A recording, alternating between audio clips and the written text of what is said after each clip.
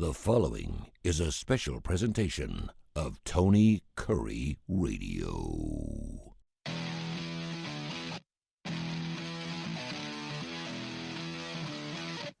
Hello, everyone. Welcome in as students of the game. My name is Alex Baumann, and as always, I'm joined by my co-host, Nathan Glidewell. Nathan, you got a new addition to the family this weekend. You want to tell all the listeners and viewers? Yeah, we got a brand new dog just yesterday, actually. It was kind of sprung on me by my parents, but here we go into the change. 9-month-old golden doodle. Her name is Bailey. Very crazy, but always happy to have a new dog in the family. My cat isn't too fond of her yet, but I'm sure that will change. Need a little bit to warm up. But she's a very sweet dog. Yeah, I would have given you a golden doodle for free. Zoe, Yeah, she's pretty crazy herself. Yeah, Zoe is definitely pretty crazy. If a dog has a problem, Zoe has it, or has had it. So she's a whole handful, but we love her. I mean, I wouldn't charge for anything in the world. It's just a running joke we have in the family that we give her away because all the problems she has. Mm-hmm. All right, if you stick around later in the show, we'll announce something for next week's show. We should be having a special guest if everything ends up well, but we'll announce that later in the show, so stick around for that. Nathan, let's hop into college basketball. We previewed it last week with Alabama and Auburn hopping into SEC play. Alabama starting out this weekend against Vanderbilt. It looked like it was going to be pretty much a blowout. I believe Alabama had an 18-point lead, right? If I'm not mistaken, at one point. Yeah, early on in the game, Alabama was hot. Tremendous start. I think we were like 6 of 8 from behind the arc to start the game and had like pretty much a 15-point lead. Early on, just the amount of willpower from Vanderbilt is what brought this game back. I felt like Alabama throughout the game shot the ball very, very well down the stretch, and then we got into the last, I would say, 2 minutes, and it's like we didn't know how to close the game out. We go into the free throw line, and we missed a bunch of free throws, and that's why the score looks like how close it is. Because if you look at the box score, I mean, Vanderbilt shot around 27% behind the arc. Alabama shot 40, and that's with attempting 30 3-pointers. Alabama was the better shooting team, but the only difference is that Alabama cannot hit as many free throws, hitting 2 less on, and with 1 more extra attempt. That's 66% from the line. That's got to be better, especially when you're closing out a big game like that. SEC opener on the road. Vanderbilt has not been a consistently good team. I felt like we played defense good early on, but when it came to closing out the game, there wasn't a lot of good communication. It looked like everyone was just running around, running for their lives, just trying to survive. Luckily, we did, but I saw a lot of things we needed to work on. But I also saw a lot of positives in what was a very good opener against a solid Vanderbilt team. Yeah, that Riviera Torres guy who actually acted in a TV series called Swagger on Apple TV. He was lighting it up, man. He was going to Alabama everything he had, and I thought I think he has a great future at Vanderbilt, or if he enters the transfer portal, or if he goes to the draft, whatever. I mean, he's pretty good. He's got that dog in him. Yeah, definitely Nathan, a surprise. Yeah. I was like, if you thought about it pregame, and you looked at Vanderbilt's roster, and you looked at who was gonna score, you really can pointed out that's how much I guess the talent gap for Vanderbilt. There's not much of one, but Rudy Torres came out and he just basically said, I'm going to be the person who takes over the game. I mean, he didn't even start for the Commodores yet. He still managed to put up 20 points on 13 shots. So, I mean, if you're Vanderbilt, even though you lost this game, that's something to point out and say, hey, we have people who can come off the bench or who we can bug into the starting lineup who will make a difference. But just a really surprising game. Honestly, Vanderbilt, one of the scenes after losing a guy at Scottie Pippen Jr. a few years ago, you really question where they were going to go from there. Not a lot of talent being brought in, but they always manage to have someone who can do something against someone. Yeah, does this performance from Alabama worry you going into more tougher games? I mean, because Vanderbilt's projected to be one of the worst teams in the SEC, and Bama did struggle with them down the stretch to close out a game once again against an opponent. So, are you worried for the Crimson Tide going forward, Nathan? I would be, except for the fact that if you look at past years, Alabama, when they have traveled to Nashville's a very interesting place to play. The court, the way it's That set up, court's really weird. it's a crappy stadium. It's almost as crappy as Alabama Stadium, or but Airplane hangar. yeah, I wouldn't be as worried. Like I said, I saw a lot of good things. The shooting was there. The defense early on was very, very good. And I think if we just clean some things up later in the game and work on closing out, probably shoot like, I don't know, 500 free throws each for everyone before the end of practice. I think I'll be satisfied with the way they performed this game. And moving on into next week or into this week, actually, on Tuesday, taking on South Carolina. I mean, that's a challenge. They're 13-1 right now, even though they haven't looked extremely great and they haven't played a lot of like high tier opponents. That's another challenge. So I feel like this kind of sets the tone, even though it wasn't like an unbelievably huge win or like a blowout or anything like that. I feel like it did set the tone to say, hey, this is how we need to start. This is how we need to finish the season. We just need to keep on winning, find ways to win, even if it is by 1 point. Because at the end of the day, whenever the community's looking at it, a win's basically a win in their book. So I don't know. We'll see. All right, moving on to the Auburn Tigers here. They had their tune-up game earlier in the week against Penn, and winning that one 88-68. So I don't think there's really much to touch on that game, whether it was just a win against a really tough Penn team. And then they go over the weekend to Bud Walton Arena and play Arkansas and hand them the largest loss in that arena's history. Nathan, you're a big Arkansas hater. Gray's a big Arkansas hater. Sadly, he can't be on the show today because he's sick. But what are your thoughts on Auburn handing it to Arkansas and just absolutely going to work? Yeah, I know Gray's not here, but I'm gonna have a big old smile on my face for him the entire time I'm talking about this game. I mean, it's absolute whooping what Auburn just gave Arkansas. Arkansas has no ability to create any offense whatsoever. Shooting is inept. I mean, 30% behind the arc. That's not terrible, but 31% as a total from the field, awful. 53% from the free throw line. Unbelievable. They had 15 attempts, only able to knock out 8 of them. I don't know who is she. It's like we put Shaq at the line. It was basically Hack and Shaq out there. You can tell me. I mean, I would look at the whole game and try to find someone on Arkansas's team to point out and say, hey, that guy can score the ball efficiently. That guy can create something. There's no guy like that for Arkansas. There's none. No, so, Tremont Mark's not it, and neither is Brazil. Nope. So Arkansas basically just put their hands up and said, well, we don't know what's going on. But getting away from talking about Arkansas, because I already knew they were an awful team whenever I watched them back in the, I think, Maui Invitational against Stanford. But they're a basketball school, Nathan. Yeah, very, very terrible basketball school, and they're a very terrible football school. So if they want to be very terrible and everything, they can call themselves whatever they want. It doesn't matter at the end of the day. Anyway, moving on to Auburn and what they were able to do in this game. We already knew how much depth they had, and definitely they used it this game. I mean, they had 2 people come off the bench over double-digit points. Trey Donaldson just played super inspiring basketball. I mean, he only missed 1 shot on the day on 6 attempts, had 7 rebounds, 4 assists. He really came in and just hustled, and that's what they need. But you look at the starting lineup, I questioned Janai Broom early in the season. He had struggles against lesser opponents, but he came into this game 7 of 13, 8 rebounds, 3 assists, 2 steals, 2 blocks, and 14 points. So he really shut me up because he just hustled. And that's really what this Auburn team does. You plug anyone in. If they try to get any minutes at all, they're going to hustle on both ends of the floor. But really, it starts with the defense. And, I mean, you can look at it. 13 Arkansas turnovers. That's the deciding point right there. Auburn only had 7 turnovers in this game. Arkansas had 13.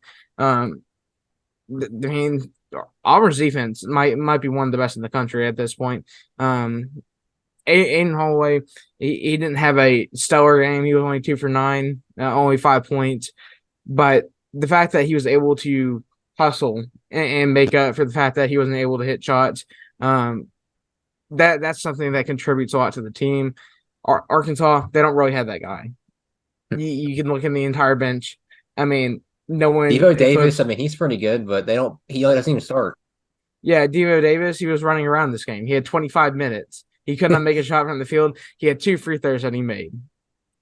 3 personal fouls. Hey, at least he made the free throws. At least he made the free throws. I really don't know. I mean, I don't want to use this reference because we both like Tony Snell here, but it was the Tony Snell stat line where someone played 48 minutes. Don't hate on Big T. No, I'm not going to hate on Big T, but that's basically what happened there. Unacceptable basketball performance from Devo Davis, a guy who should be a defensive menace, who should be putting up way better shots than this. Trayvon Mark, I have nothing else to say. He should be the one creating the offense for Arkansas.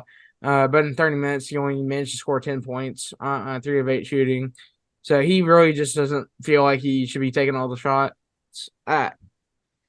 This Arkansas team gives me a headache to talk about. And their fans, they deserve this. After everything they've said the offseason, the previous seasons, this is what they deserve. Most unrealistic fan base talking about a team ever. They think they're going to win it all every year. Final Four, it doesn't matter what happens. This Arkansas team must be the next best thing.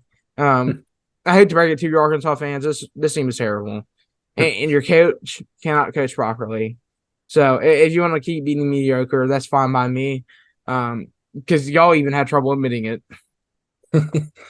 Yeah, I think my spaghetti on the wall prediction last week about Auburn making the Final Four starting to look a little bit better. I know it's early in the season, but I mean, this performance, I know Arkansas, like you said, Nathan, isn't a great team, but Auburn's putting the whooping on people lately. I think since their loss to Appalachian State, they've won by like 10 plus, 15 plus points every game since. So yeah, you think back to the Indiana game. I think that's really where it started with that huge offensive performance.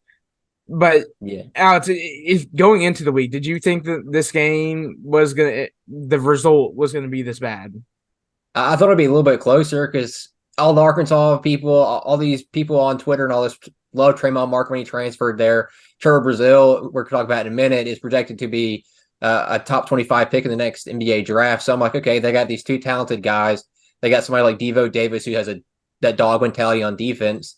So maybe thought they'd be good, but my prediction was still Auburn this weekend, just because of the defensive ability they have, and like I mentioned last week on the show, how much chemistry they have with one another, that veteran leadership they have, and like I've mentioned earlier in the season, Auburn reminds me a lot of the Alabama team last year with the amount of depth they have. But the difference between Auburn and Alabama team from last year is this Auburn team has that veteran leadership, which I think is going to be key when they get to March.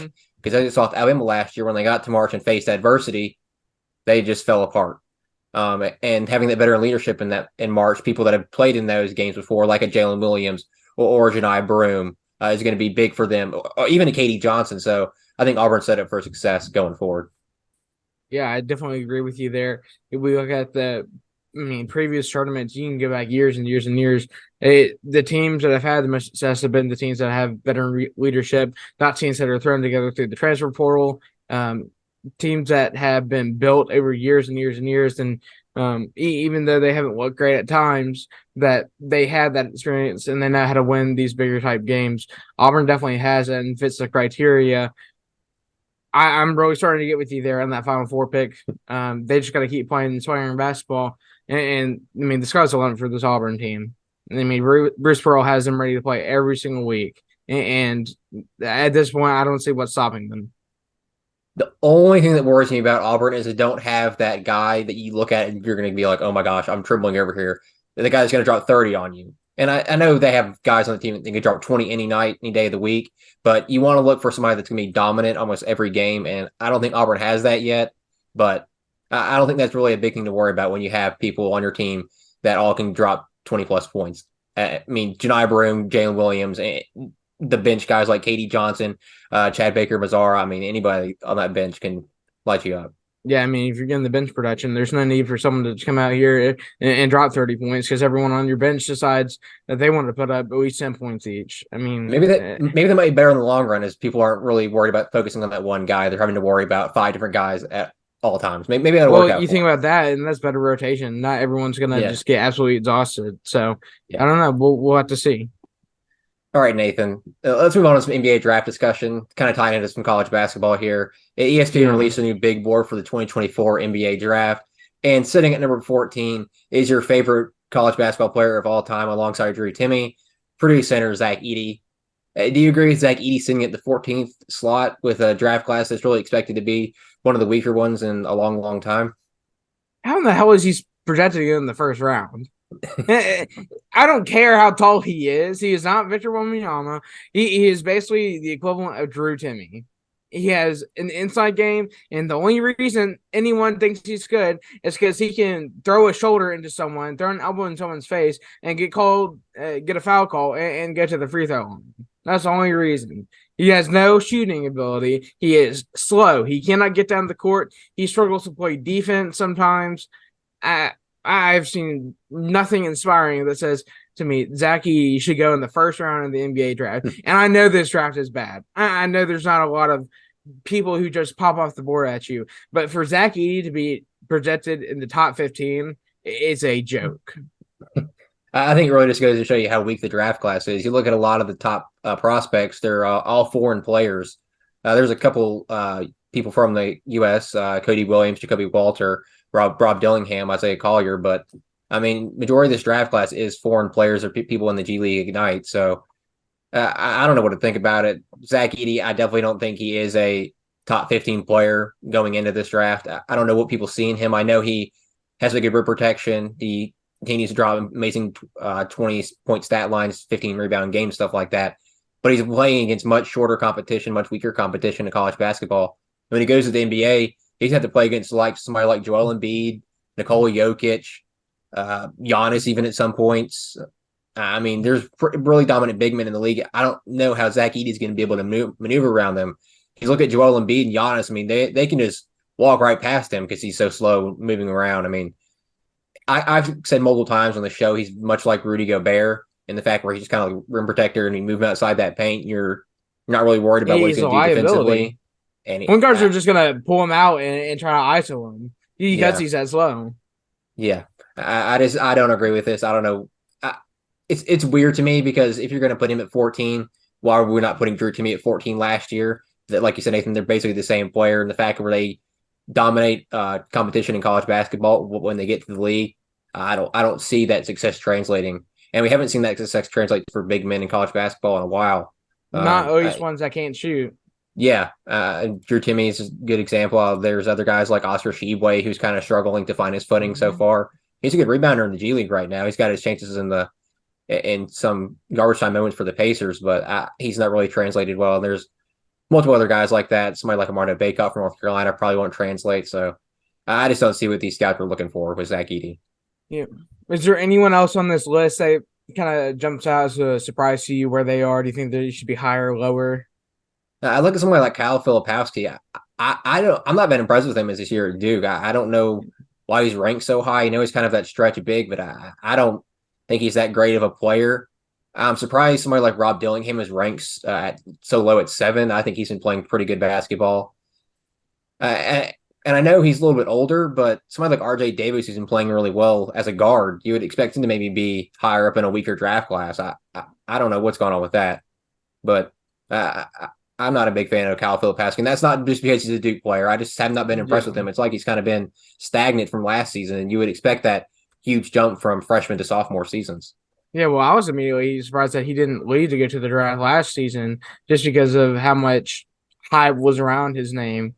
But if I had to pick one guy right now, Isaiah Collier sitting at 8th right now. He's a dog. He can score at will. He has those nights where he starts shooting and everything just goes in. He's been honestly one of the bright spots for that USC team for a while now. And I'd like to see him higher. But you look at everyone else that is on the draft board for the first round, and with it being mostly foreign players, do you think we're headed to kind of a draft where it's dominated by foreign players, more foreign players being selected, NBA scouts looking more towards going overseas to find people? I mean, you look at what Luka has done and there is a bunch of other situations that you say all these foreign guys have worked out for these teams. Why not go over there and start scouting players rather than going to college and looking for people that might turn out to be busts in the end? Yeah, I think it's an interesting question. Is that just the other day I was watching a video with UConn head coach Gino Auriemma, and he was talking about how when he's coaching his son's AAU team back in the day, they would practice. The standard for them was to practice like 1 day a week, and then play that like a lot of games and that like play like 5 games over the weekend. And he said that's really backwards from what they do overseas, where they practice all week every day and they play maybe 1 game a week. So these players overseas are getting that practice and be able to develop skills like their dribbling, their shooting, and everything like that. And that's what we're seeing these big men like Nikola Jokic or Giannis, for that matter, that are coming from overseas and really have all these abilities in their game, all these facets that they can do. And then you look at people from the U.S. and they really are kind of 1 or 2 dimensional players. I know there's guys like Steph Curry who developed here, but recently it's kind of been disappointing. So I think the way they're doing it overseas with focusing on practicing rather than getting all these games in and getting these games experience are going to be much more important. And you might see that switch for these AAU coaches in these other leagues around the country to sort of switch to that role if they're going to get these players developed, like Gino Auriemma pointed out in that clip I watched. So I think that's a big issue we're seeing with these people from the U.S. is the lack of development in all their skills, where you go overseas and they're fully developed in everything. They can shoot, they can dribble, they can defend, they can rebound. So I think that's the big difference in why we're seeing overseas players and international players get more attention and be higher up on draft boards now. And that's not just because it's a weaker draft class, I think. Yeah. I mean, you look at like the top 25 players in the NBA currently. Most of them are from foreign countries. So going forward, you are not as sure of who you're going to take from college. I mean, everything's a risk nowadays. So, well, I guess we'll have to see later on. Yeah. I also think with all these players that are kind of sort of opting out to playing for college and going to the G League Ignite or going overseas. I mean, we saw people like Melo Ball go play for New Zealand and all that stuff. So I think that's really transitioning away from college basketball, but we'll see how it turns out. Like you said, Nathan, with all these international players projected so high, because earlier in the 2000s, there was a lot of worry, like Darko Milicic and guys like that, and they kind of struggled to get it done. But more recently, guys like Luka, Giannis, Embiid, Jokic. I mean, we've seen a rise from these international players finding success in the NBA. All right, some NFL discussion, Nathan. This isn't the NFC South coach. He wanted to be fired this week, but somebody got fired from the NFC South. That being the Atlanta Falcons firing head coach Arthur Smith after 3 seasons without a winning record or playoff appearance. Well, what are your thoughts on the Saints ended up getting Arthur Smith fired rather than getting their head coach Dennis Allen fired, Nathan? It's much pain. I'm not gonna lie. This season, being a Saints fan, has been pretty painful. I wouldn't say it's been the most painful because I've definitely been through some seasons with my Saints. But Arthur Smith, it isn't clear for the past 2 years that he has just been inept at being a head coach for the Falcons. You had all these high draft picks. You use them to get a bunch of different weapons. You talk about Kyle Pitts, Drake London, Bijan Robinson, but half the time they're on the sidelines because you have some other play drawn up for someone else. I mean, Tyler Algier, it felt like he got the majority of carries this season. Jonnu Smith at tight end. It's crazy to me because what was their draft pick for Bijan? It was like what? It feels like it was top 10. Was it like it 7? Was top 10. I think it was 7 or 8. It was right before Jalen Carter got picked, and everybody's like, "Well, are we going to Bijan?" An unbelievably high pick for a running back, and then you go and proceed not to use them. So, and I think about this situation because the Lions ended up taking Jahmyr Gibbs in the first round, and everyone questioned that pick, but you see the amount of usage he got, even with the 2 running backs set up in Detroit with David Montgomery and him. But both of them, David Montgomery finished with 1,000 yards. Jahmyr Gibbs was only a few yards off finishing with 1,000 yards on the season. So there is situations that work where you can use 2 running backs. But it really just felt like the whole season Arthur Smith just gave the ball or gave these plays to Tyler Algier because that's who he preferred. And a lot of times it didn't work out that way. Bijan made several huge plays throughout the season, and yet it would be the next week, and he'd just be sitting on the sidelines on a crucial 3rd and 4 where you want to run the ball. And then Drake London, who's been progressing, I think, for the past few seasons, and he's been developing well. He just has not gotten a chance to continue to prove himself. And then Kyle Pitts kills my fantasy team every year. I know, and it's not all on him. A little bit of it is. I think that he has to have that mentality that he has to be that number 1 target at that tight end position. But another thing was that Arthur Smith just got him off the field. They bring Johnny Smith in, and they just throw him the ball more. It's crazy to me, but this was a long time coming. Atlanta fans, they wanted this all season long. You could hear them griping about it. And this past Sunday was definitely the straw that broke the camel's back, where you give up 48 points to a Saints offense that has looked like complete garbage all year long. Makes me want to cry, because that win right there basically just says, oh, we're going to keep Dennis Allen, we're going to keep Derek Carr, even though for majority of the season they have been 2 of the worst things that ever have touched the Saints franchise. So there's my little rant for the day for the Saints. Yeah, I think Arthur Smith's been one of the worst head coaches in the NFL since he was hired. I never understood the hire. I mean, you look at what he did for the Tennessee Titans. I don't think he did anything great. He comes here, he brings the mentality of, I'm going to run the football, but then he goes and drafts Kyle Pitts, and he never passes in the ball. I know he had his first year, he did pretty well. I think he had a 1,000-yard season, but since then it's been like, where's Kyle Pitts? He was supposed to be this generational tight end, and he has done nothing. They go and draft Drake London to help out the receiving core with Julio Jones on his way out, and then trading Calvin Ridley and all that stuff. Drake London, like you said, Nathan, he's been developing pretty well, but they just don't pass him the ball that much. Then you go and draft Bijan Robinson after you had a 1,000-yard rusher rookie last year with Tyler Algier, have an agent Cordell Patterson on the roster, but you're like, hey, let's add a 3rd running back to that, Bijan Robinson. But then you never give him the ball. He doesn't even hit 1,000 yards this season. Tyler Algier hit last year, so it's like, what are we using with Bijan? I think there was a couple games where Bijan was like, he would play like 1 snap and then didn't even play the rest of the game or something like that. So I don't know why Arthur Smith's lasted this long. I know his quarterback play has been pretty bad with Ritter and then Heineke and all that stuff. He had Matt Ryan, I think, first season. But when you have all these high picks and you weren't sold on your quarterback, maybe let's draft a quarterback. Maybe we should do that.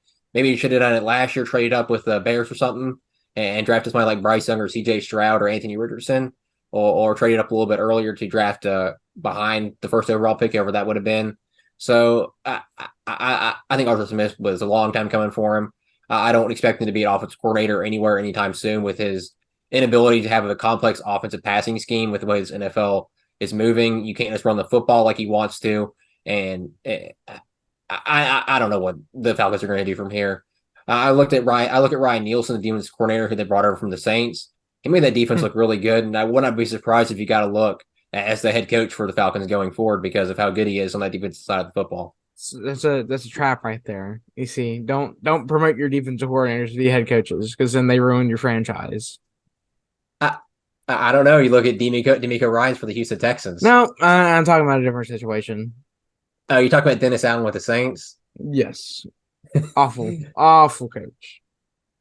Well, you never know with the Falcons. It can't get any worse than Arthur Smith proceeding to run the football with a generational tight end and then Drake London at receiver.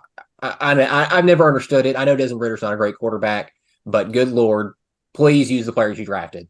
I don't understand him throwing the football to Jonnu Smith and Michael Pruitt at tight end rather than throwing the football to Kyle Pitts, who was a matchup nightmare. It's just beyond frustrating. Another head coach who got fired, the Washington Commanders, fired head coach Ron Rivera after 4 seasons, none of which included a winning record. I'm a huge Ron Rivera fan. He got the Carolina Panthers to the Super Bowl back, I believe, in 2015. Yeah, 2015.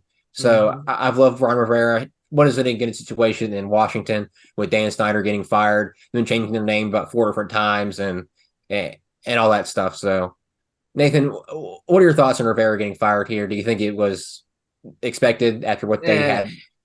Yeah, it was definitely expected. It was expected after last season.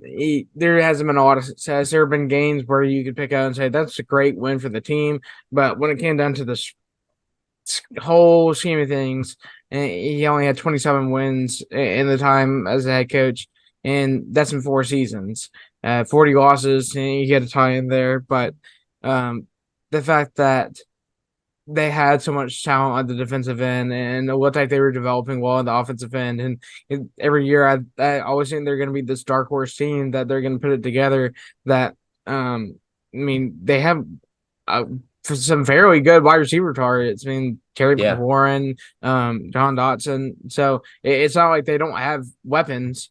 And you look at the defensive end; their defensive line has been one of the best for, I mean, a while now. But they can't ever seem to put it together.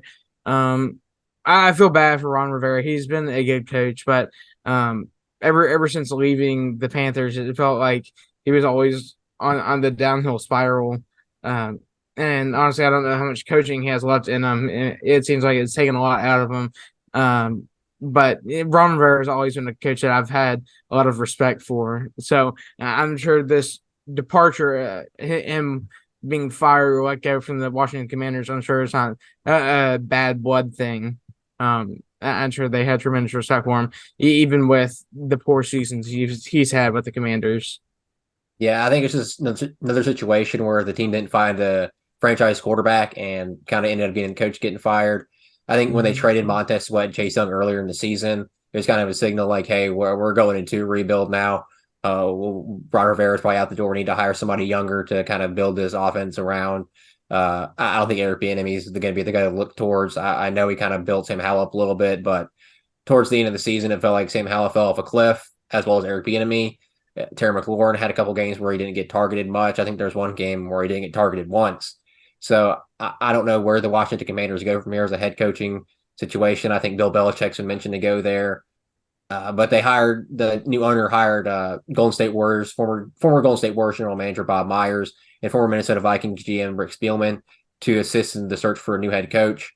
So we'll see where the Commanders go from here. But this is a team where they're going to have to do a lot of rebuilding going forward because I don't think they have the answer at quarterback.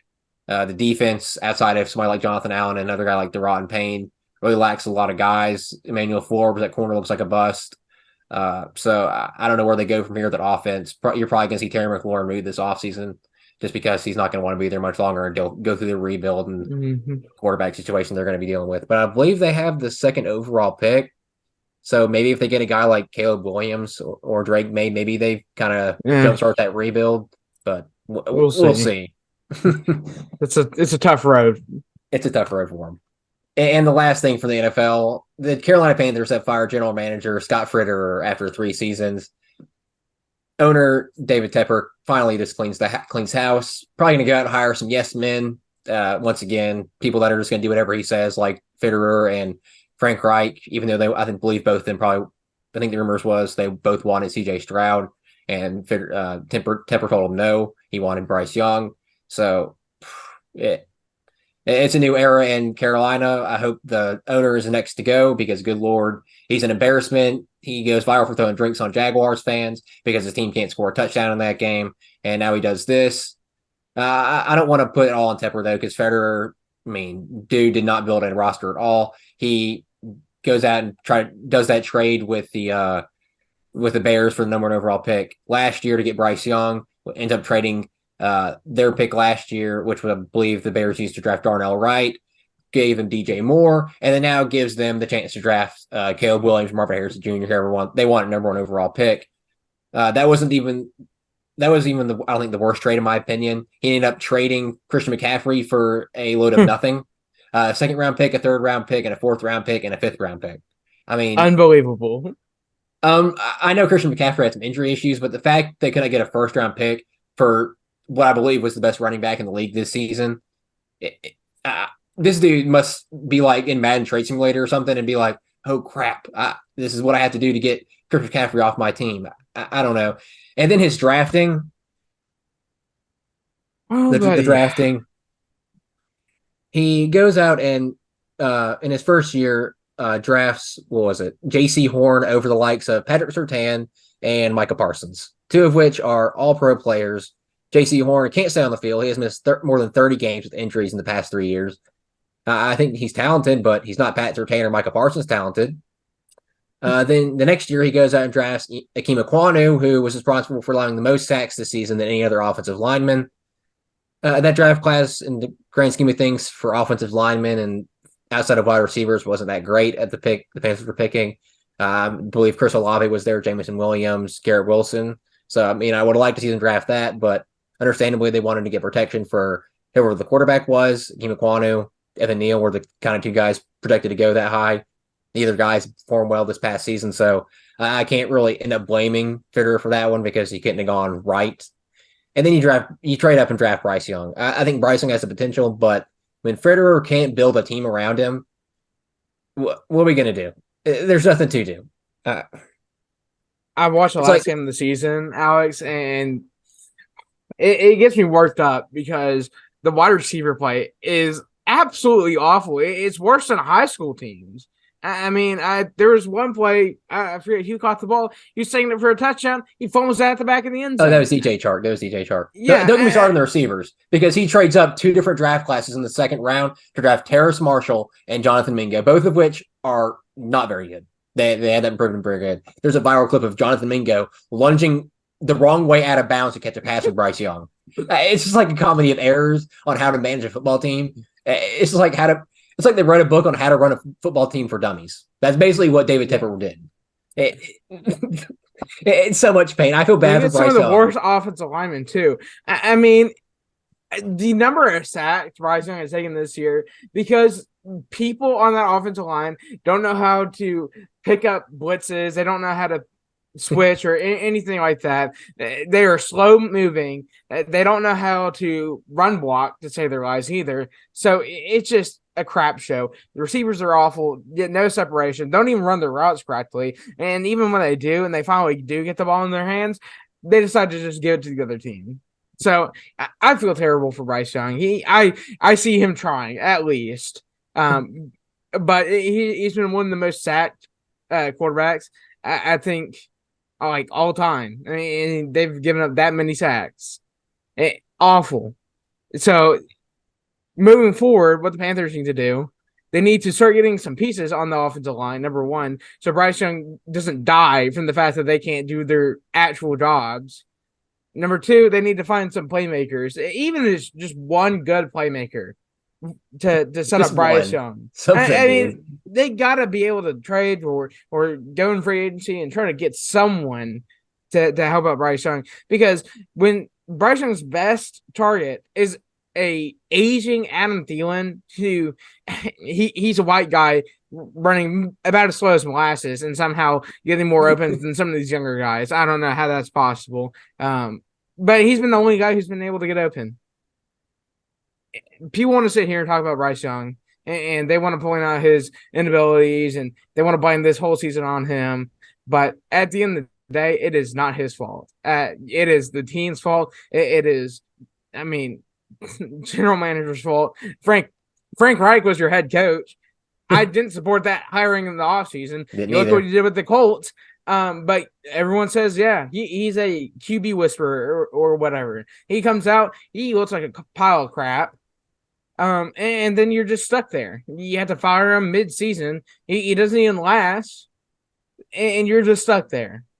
It was a pitiful effort to try to put this team together for this year.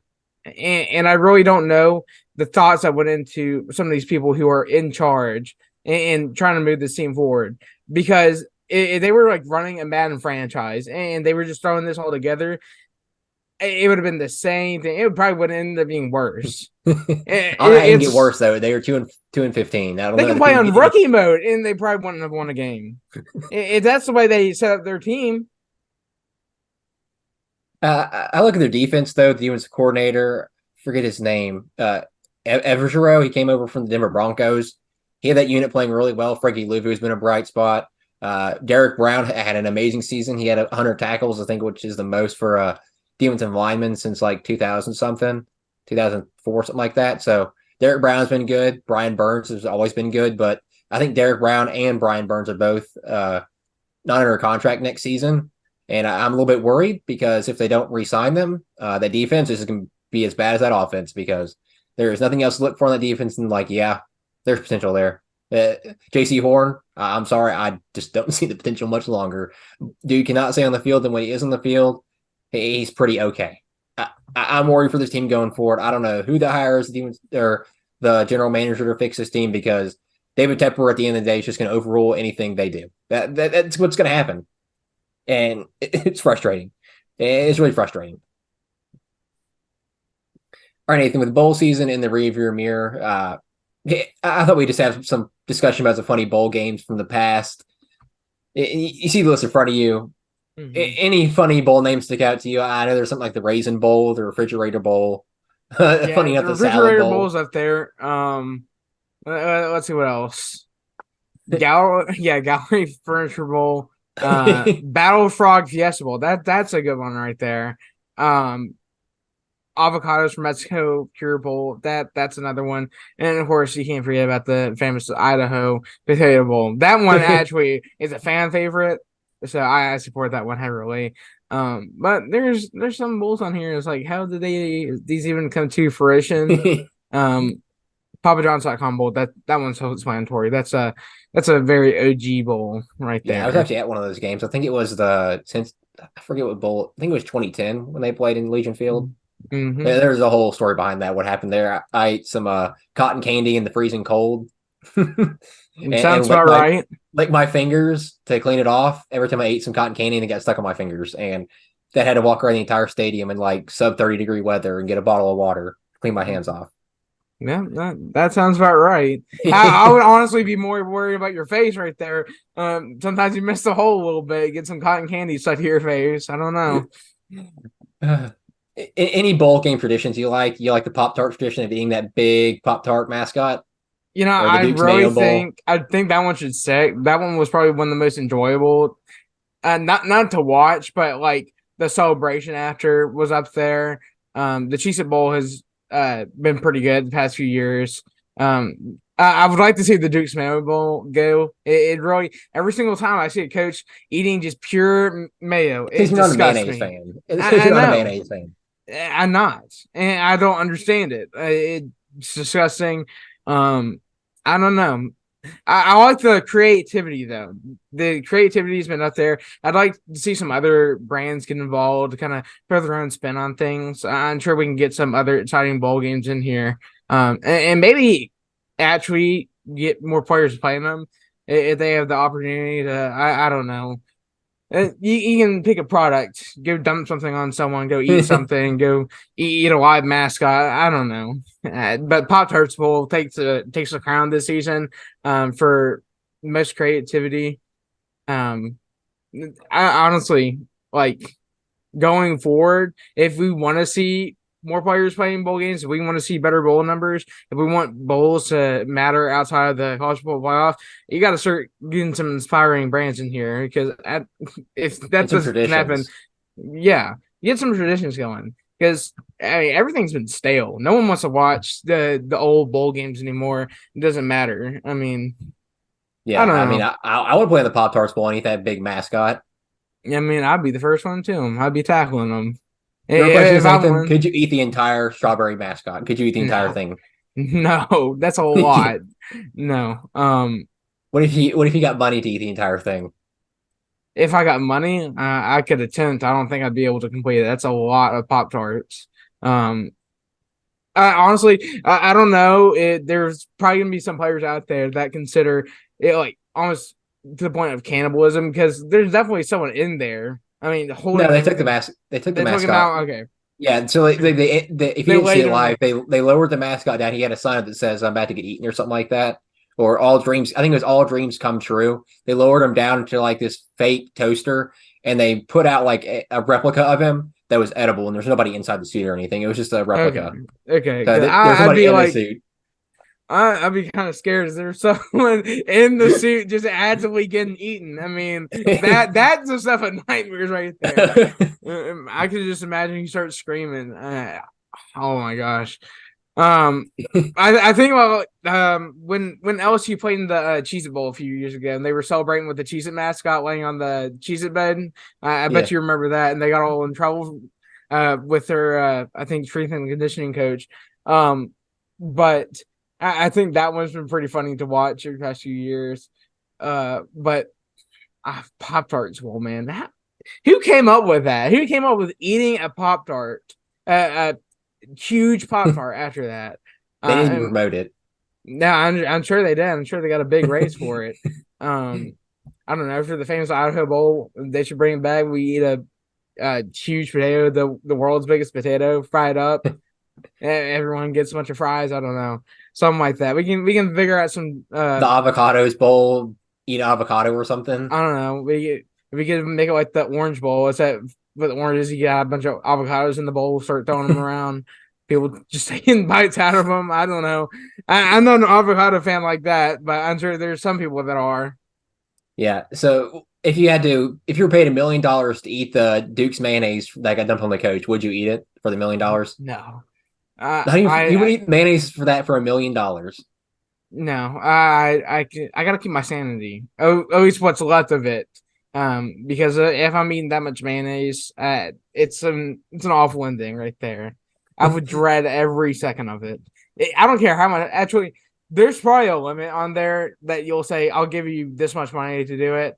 I'd say if you want to pay me like, I'll say 5 million is probably the limit where I'll start like actually considering it. 10 million is definitely I'm going for it. I'll sacrifice this one evening of my life to just eat a bunch of mayonnaise for $10 million, and then I'll be set up and I'll be happy. I don't know. There's definitely more disgusting things that you could ask me to eat for more money. Well, what are those disgusting things you would eat for money? I don't know. We can probably compile a list of everything you've added on to our shows in the past, and I'll go down the line and I'll start trying them. And like everything I complete, you'll pay me like a sum of money. I think that's a good idea right there. You'll have to give me like a 30-minute break every now and then to go puke in the bathroom because I'm definitely not holding all of that down. I mean, we're gonna have the Doritos like liquor, whatever it was, yeah. I think there was that Whopper, that blue Whopper. No, that was a red Whopper. It was a Spider-Man Whopper. Yeah, and we're gonna have that. The Grimace Shake. There's a bunch of other disgusting stuff. At some point we're gonna go through all these shows and we're gonna figure out what all you have put on here and we're gonna make a list. A lot of it isn't around anymore, but going forward maybe we need to go ahead and start doing that. Have a little prep sheet going of what's out there, what we can get for you to try. The most awful things ever in the history of the world that I don't know who got paid to think of it, but they should be fired. Well, all right. As I mentioned earlier in the show, next week, if everything stays together and everything works out like it's planned, we will have Jeff Spiegel from ABC 3340 on the show to discuss what happened in college football this season and then discuss what's going on in college basketball, more specifically probably Auburn and Alabama, the SEC. So excited to have him on the show next week. Probably be the first, I believe, 15 minutes is when he'll be on. So be on the lookout for that coming out next week. And as always, it's all the time we have for today. Thank you for listening to Students of the Game.